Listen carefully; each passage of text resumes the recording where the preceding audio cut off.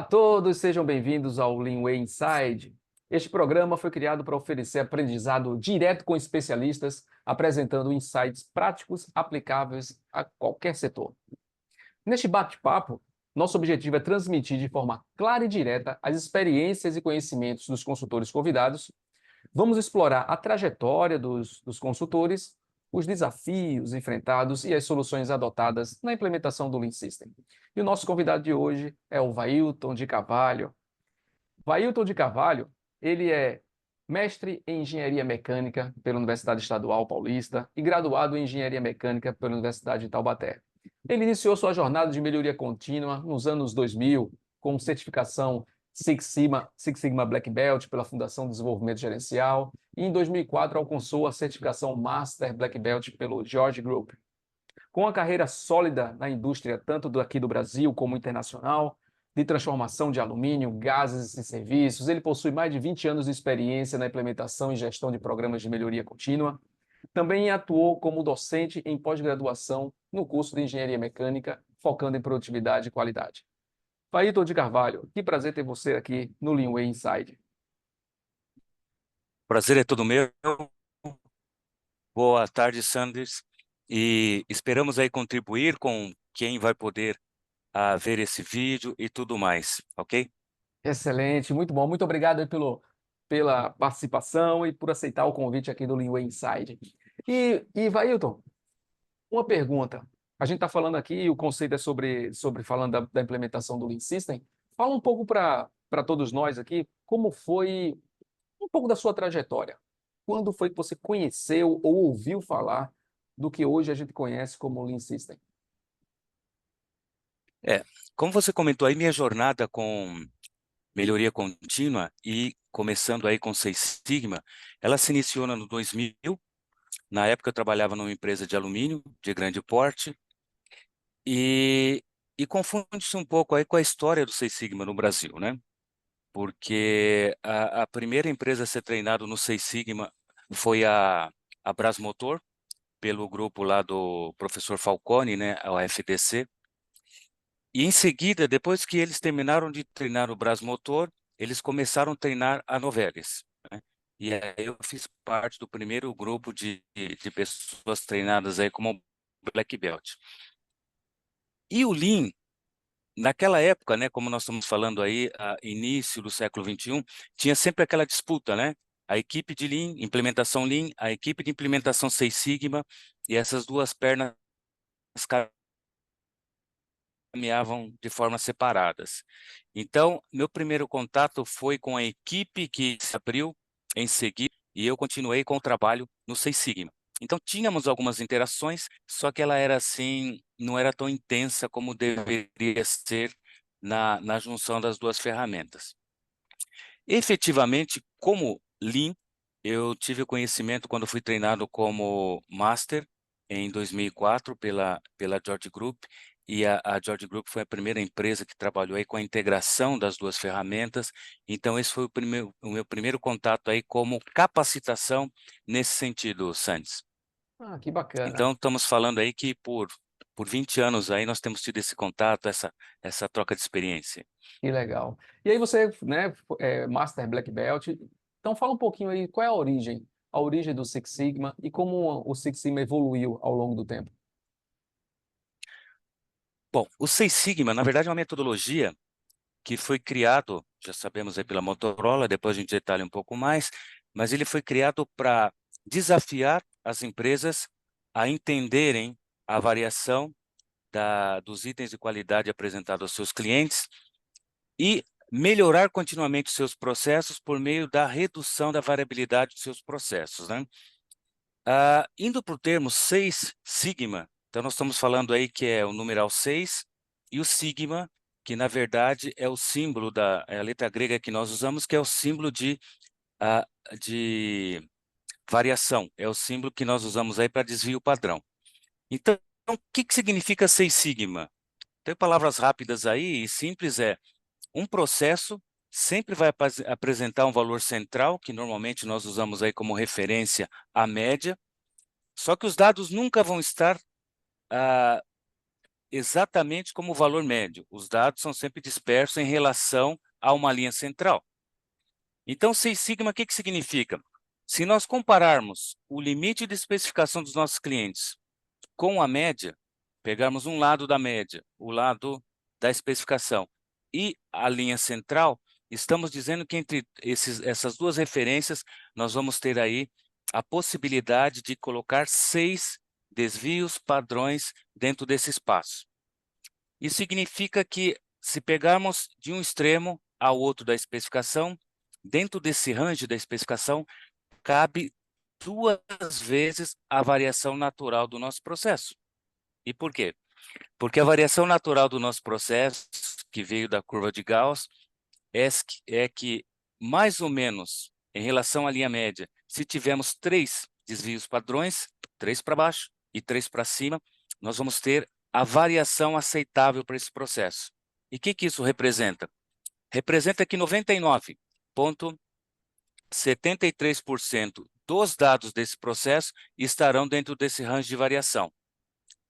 Então, se nós temos essa variação de mais ou menos 3 para a variação natural do processo e 6, mais ou menos 6, para o nível 6 sigma, estamos falando, concluindo uma vez mais, que dentro da especificação do cliente é possível ter 2 processos, ou seja, ter uma folga de processo dentro dessa variação. E o que isso gera? Se nós atingirmos um processo de nível 6 sigma, significa que nós vamos chegar no ápice recomendado pelo 6 sigma a nível de variação de processo. Ou seja, esse processo vai apresentar no máximo 3,4 erros por milhões de produtos processados ou vendidos, ok? E só para dar uma referência desse número, a maioria dos processos são entre 3 e 4 sigmas. O que significa isso? Significa que a taxa de rejeição, em a maioria dos negócios, ela está em torno aí de 6%, de 0,6% a 6%, ok? E como a comparação que a gente pode fazer se a empresa muda para um nível 6 sigma? Significa o seguinte, por exemplo, pegando aqui o aeroporto de Guarulhos, em São Paulo. Ser 4 sigma significa ter uma aterrissagem de emergência por semana no aeroporto de Guarulhos. E se trabalharmos isso para um processo 6 sigma, significa que nós vamos ter uma aterrissagem de emergência a cada 5 anos, de todos os voos que nós temos, não mais em Guarulhos, mas no Brasil inteiro.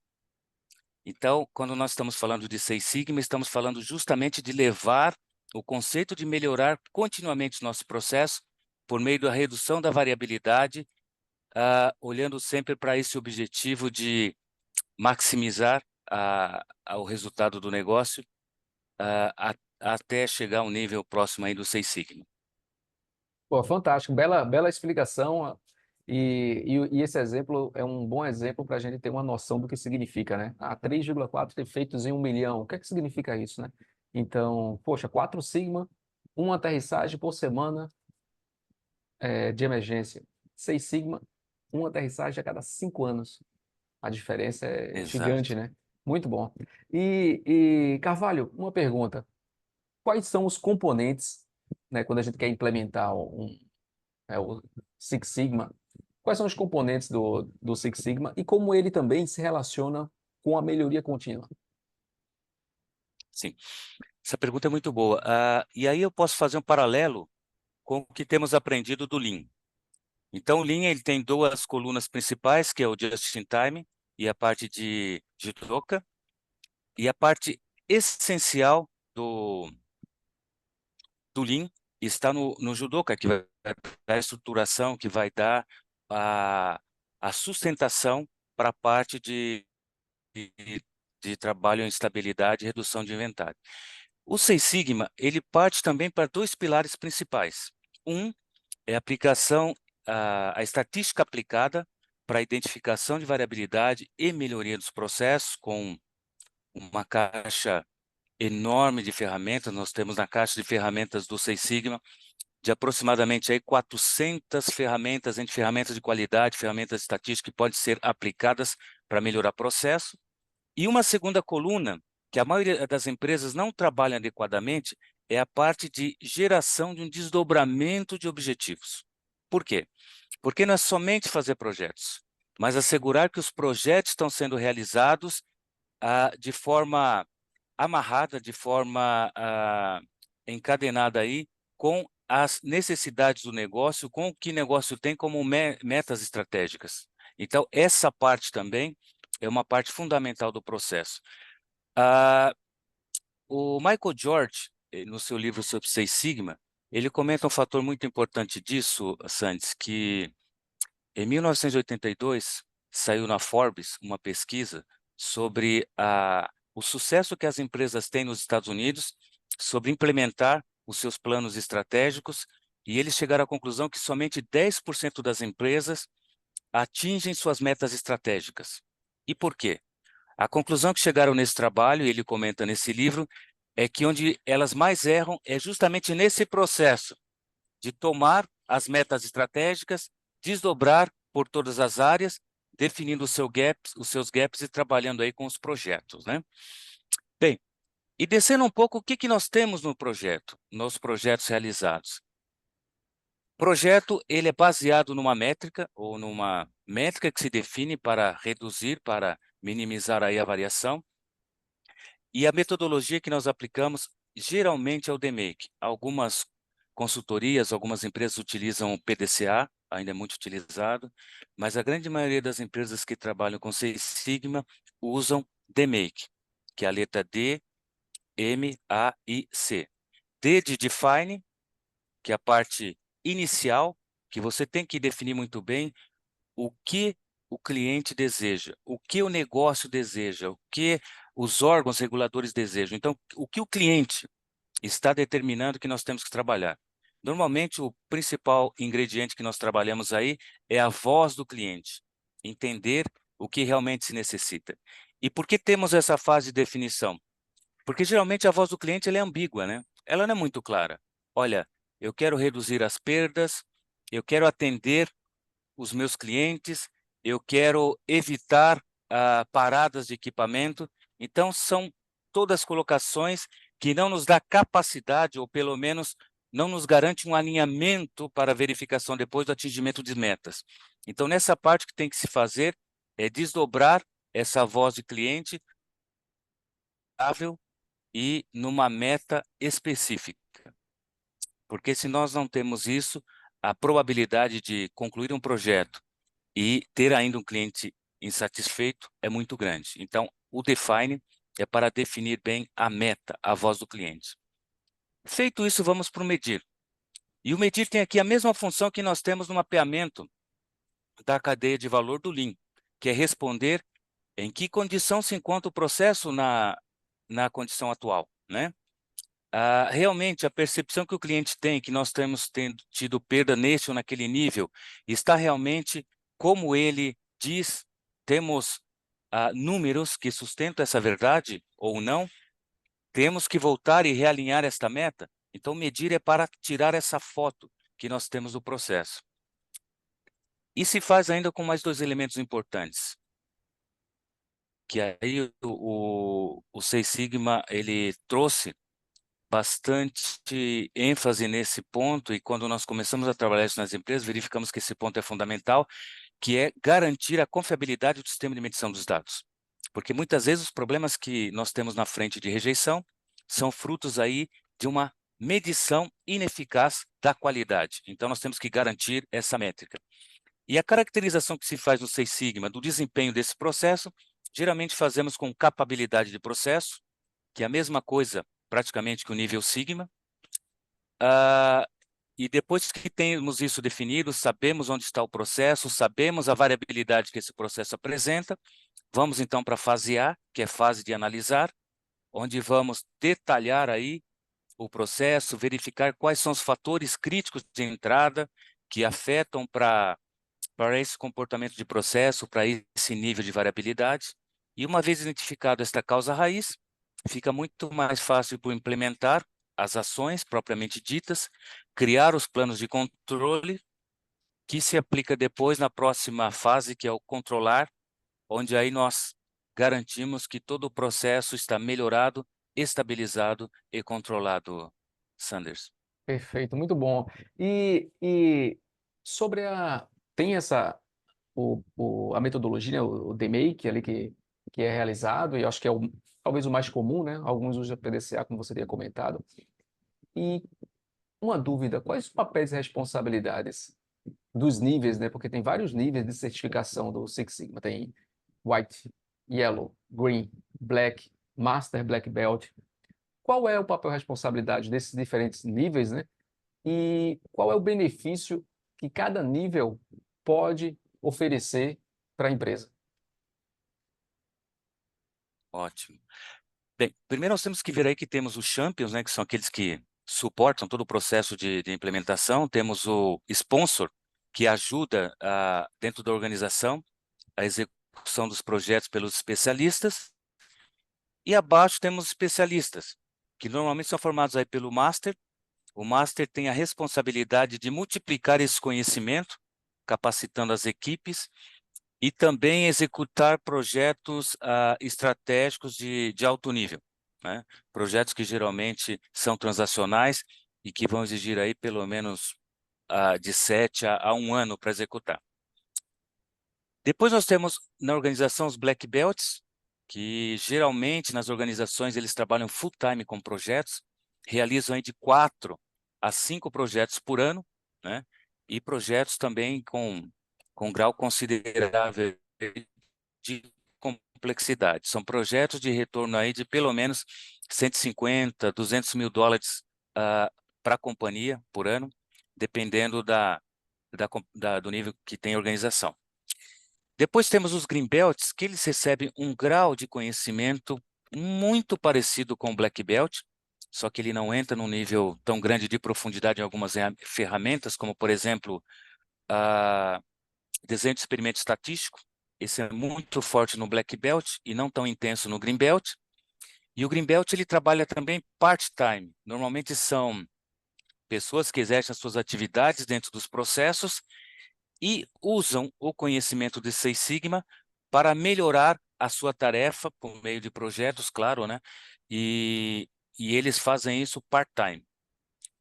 Os whites ou yellow, aí algumas empresas não têm yellow ou mantêm o yellow e não têm o white belt. São geralmente os operadores, aqueles que estão mais no nível aí de execução. E os treinamentos são bem mais curtos, mais para eles entenderem a contribuição que eles podem dar quando são participantes de um projeto, ou realizarem pequenos projetos de risco muito baixo, né, e tempo de execução muito curto, mais ou menos na figura do Kaizen que nós temos no Lean, Sandes. Entendi. Aí não sei se ficou Legal. claro. E aí, assim, nisso aí já tem os benefícios, né? Como você tinha comentado, né? O quanto cada um tem como meta, vamos dizer assim, né? Capturar para a empresa em cada um Isso. por ano, né? Em cada um dos segmentos ali do, dos belts, né? Tem alguma Dos diferença belts. na sua experiência, porque você trabalhou bastante aqui no Brasil e fora do Brasil, na implementação, na cultura, vamos falar um pouquinho também de cultura, e aí, porque os belts, né, vamos chamar assim, né, tem muita estatística, muitos cálculos, muitas avaliações. Teve diferença na sua experiência aí na implementação aqui no Brasil e fora do Brasil? É boa pergunta. Comparando aí, a minha experiência fora no Brasil é Chile, né? Então, o que a gente percebe é o seguinte: primeiro, a formação Black Belt, ela, ela exige algumas habilidades mínimas para o profissional, né? A capacidade de interpretar e considerar adequadamente os dados, a capacidade de raciocínio lógico, a capacidade de liderança para conduzir um projeto, né, com equipes multifuncionais. Então, são várias habilidades que nós precisamos para executar bem um projeto. No Brasil, de modo geral, em empresas multinacionais, nós levamos uma vantagem nesse sentido, porque nós temos muitas empresas multinacionais no Brasil e tem uma cultura forte dentro desses aspectos. Então, geralmente, os engenheiros no Brasil ah, absorvem esta questão de uma forma muito rápida. No Chile, o que deu para perceber, a questão desses elementos ficam paralelos aí, iguais nós temos no Brasil, mas a cultura, como você está comentando, é um pouco diferente no sentido de que, geralmente, o Black Belt vai fazer projetos transacionais, projetos que envolvam mais de duas áreas aí, então vai exigir um jogo de cintura, né, que nós temos assim com bastante facilidade para conduzir esse projeto. Já no Chile, eu percebo que eles são menos flexíveis a essa questão, Ah, né? Então, interessante. nisso a gente acaba tendo um pouco mais de dificuldade para execução dos projetos. Então, eu aprendi que, por exemplo, às vezes vale mais a pena fracionar um projeto no Chile do que tínhamos no Brasil projetos de maior envolvimento com outras pessoas que funciona melhor. Então, dependendo da organização, dependendo da cultura, é importante ter essa habilidade para perceber e posicionar a execução do Seis Sigma de acordo com a cultura da organização e, claro, do seu próprio povo, né? Pô, fantástico, é muito bom, né? E é bom entender, né, essa parte cultural para que a gente possa ter os bons projetos, né, e saber onde realizar ou aplicar a metodologia. Exato. E Carvalho, fala para a gente um estudo de case, assim, um case onde o Six Sigma foi implementado com sucesso e se de repente, se também, se ele foi implementado junto com alguns conceitos do Lean também. Então isso aí poderia fazer um mix legal. Tem algum case que você Não, poderia isso é legal. compartilhar conosco? Tem um exemplo muito legal e casa bem quando você comenta com o Lean, que nós fizemos na empresa de alumínio, né? Ali em Pindamonhangaba, na Novelis. Então, nós fizemos a implementação do Lean, fizemos a estabilização de processo, a definição dos buffers, né, dos estoques estratégicos, Perfeito. para a linha de fabricação do carro-chefe lá da fábrica de Pinda, que é o Can Body Stock, ou o material para fazer as latas de bebidas, né? Ah, Então, são bobinas que saem com 10 toneladas, espessura muito baixa e tudo isso. Então, estabelecidos os estoques, as puxadas dos clientes, né, todo o sistema puxado do processo, nós tivemos um cliente que pediu uma especificação diferente.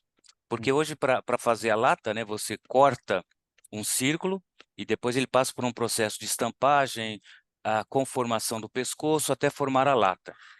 E esse cliente, ele tinha uma forma diferente de fazer esse corte do disco. Ao invés de cortar um disco, ele cortava uma forma de trevo e com isso ele aumentava a eficiência, ele tinha menos perda, né, no pescoço da lata e isso dava uma questão competitiva maior, porque o alumínio é 80% do custo, né, da embalagem de lata. E com isso ia exigir uma outra liga para fazer esse produto. Então, o que ia acontecer para a gente? Ia aumentar o custo de capital, porque as puxadas que nós tínhamos, que atendiam vários clientes, agora ia ter que ter um estoque estratégico para um cliente único. Então, isso praticamente quase dobrava o nosso estoque estratégico. Então, aí foi lançado um desafio. Olha, vai custar para a gente aí milhões de dólares manter esse custo de inventário, então temos que ver aí com um projeto Seis Sigma para ver se é possível desenvolver um produto que atenda essas duas necessidades específicas dos clientes. Então nós juntamos aí uma equipe de engenheiros especialistas na parte da metalurgia do alumínio, equipes de produção, fizemos toda a parte de análise das variáveis que mais contribuem para um processo de estampagem desta liga. perfeito.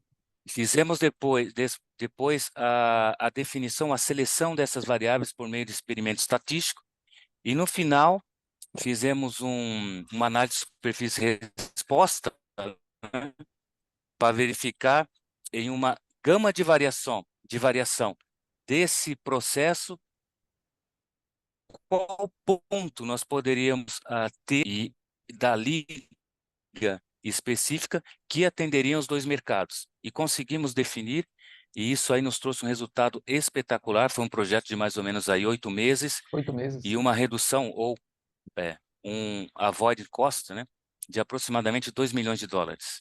Cara, muito bacana, é um excelente Redução do, projeto. do custo de capital, né? E É. você falou aí, Então foi um projeto assim bastante, desculpe. não, você tinha comentado que esse projeto durou 8 meses.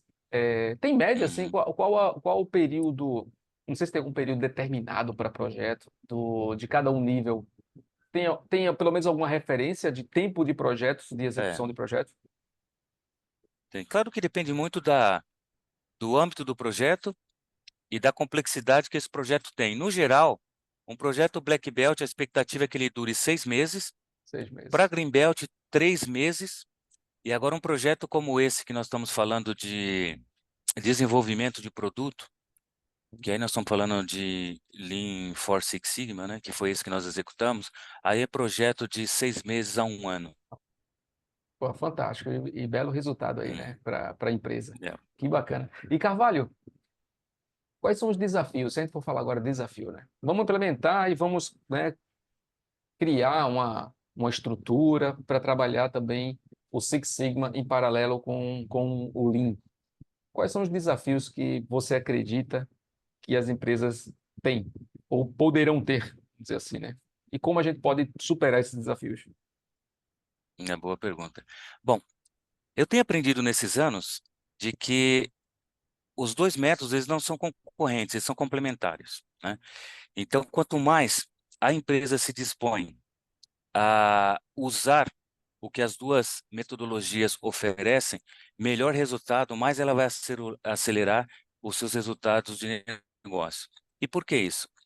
Porque no Lean o que nós vemos, a maior contribuição do Lean, ela vai estar dentro do ente que se move, né? Dentro do fluxo de material e também dentro do fluxo de informação.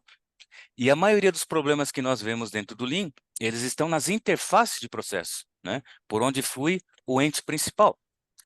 Agora, quando nós estamos falando de aumentar o desempenho do processo, do equipamento em si, em alavancar a qualidade gerada pelo processo, aí nós vemos que o Lean pode trazer, o Lean, desculpe, o Six Sigma pode potencializar as análises e rapidamente responder à necessidade do negócio nesse sentido, por meio das ferramentas avançadas que nós temos aí de análise estatística.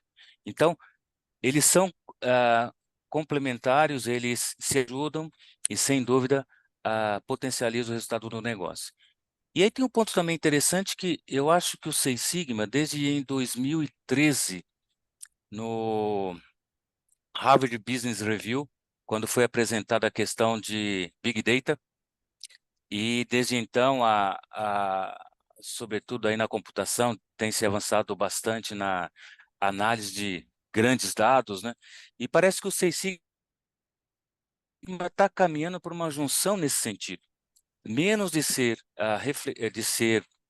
corretivo, né, de analisar dados passados e ver o que a gente pode melhorar no futuro, mas tomar os dados históricos e olhar para frente, né? Quanto mais a gente pode avançar no nosso processo e não somente trabalhar corrigindo os problemas. Então, eu creio que a integração do Six Sigma com essa questão de ciência de dados é uma direção interessante, a gente percebe uma rota muito forte nesse sentido, o que deve, junto com o Lean, ser aí 2 ou 3 pontos muito importantes aí para resultados dos negócios.